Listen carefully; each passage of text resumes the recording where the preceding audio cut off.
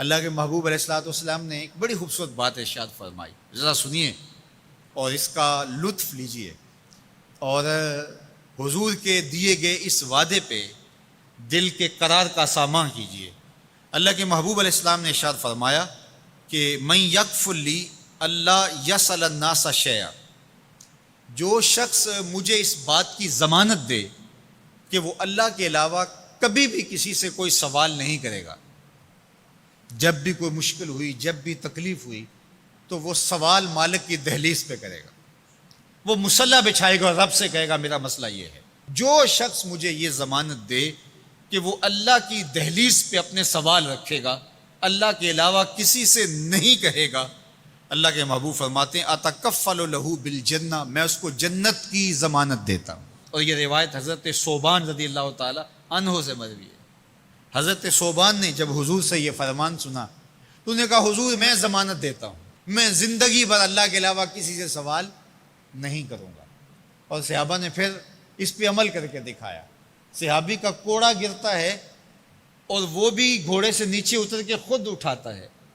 کہا جاتا ہے جناب آپ نے کہہ دیا ہوتا ہم اٹھا کے دے دیتے، کہا ہاں نہیں، ہم نے حضور سے عہد کیا تھا کہ اللہ کے علاوہ کسی سے سوال نہیں کریں گے۔ تو انہوں نے اتنا لحاظ رکھا اور اپنے وعدے کی پاسداری اس انداز سے بھی کی۔ تو یہ ہے وہ دولت جو کسی بندے کو اللہ صالح اعمال کے نتیجے میں عطا کرتا ہے۔ حضرت حسن بصری رضی اللہ تعالیٰ عنہ فرماتے ہیں کہ یہ کسی شخص کا ضعیف یقین ہے کہ جو اس کے پاس موجود ہے اس پر اس کو اعتماد ہے، اور اس کا جو حصہ اللہ کے پاس موجود ہے اس پر اس کو اعتماد نہیں ہے۔ دیکھیے ایک شخص کے پاس کچھ پیسے موجود ہوں، اس کی جیب میں ہے، اس کے لاکر میں ہے، گھر میں ہے، اور ایک وہ اس کا مال ہے جو بینک میں پڑا ہوا ہے،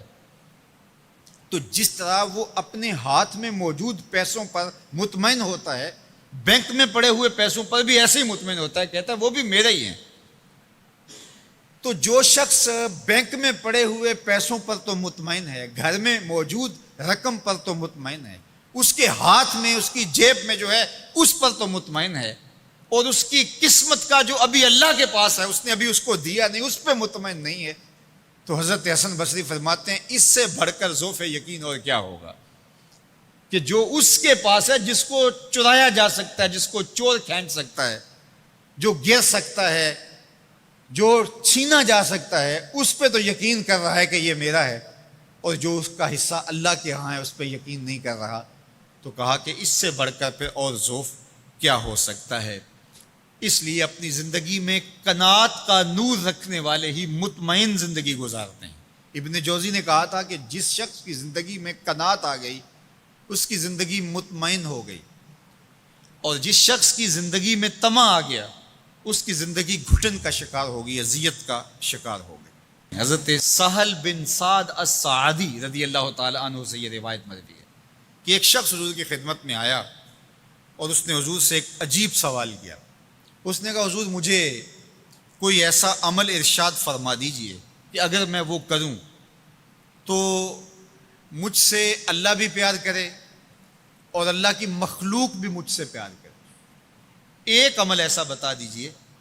اگر میں وہ عمل بجا لاؤں تو اللہ مجھ سے پیار کرے اور اس کی مخلوق بھی مجھ سے پیار کرے۔ اللہ کے محبوب نے اس کو جو جواب دیا اس کا مفہوم سن لیجئے۔ آقا کریم نے فرمایا جو دنیا میں موجود ہے، میسر ہے، اس سے بے رغبت ہو جا، تیری ضرورتیں تو پوری ہوں گی، اس میں تو کوئی شک نہیں، لیکن تیری رغبت ادھر نہ رہے، زہد فی الدنیا اختیار کر لے، تو تجھ سے اللہ پیار کرے گا کہ یہ بندہ دنیا میں رہ کے بھی دنیا کا نہیں میرا ہے، اور جو لوگوں کے پاس ہے ان سے بے نیاز ہو جا تو لوگ تجھ سے پیار کریں گے، اور اگر تو لوگوں کی جیبوں پہ نظر رکھے گا اور لوگوں کی دولت میں، ان کے مال میں تجھے رغبت ہوگی تو فرمایا کہ پھر لوگ تجھ سے دور ہٹ جائیں گے۔ تو اللہ قناعت کا نور عطا فرماتا ہے شخص کو جو اچھے اور صالح اعمال بچا لائے۔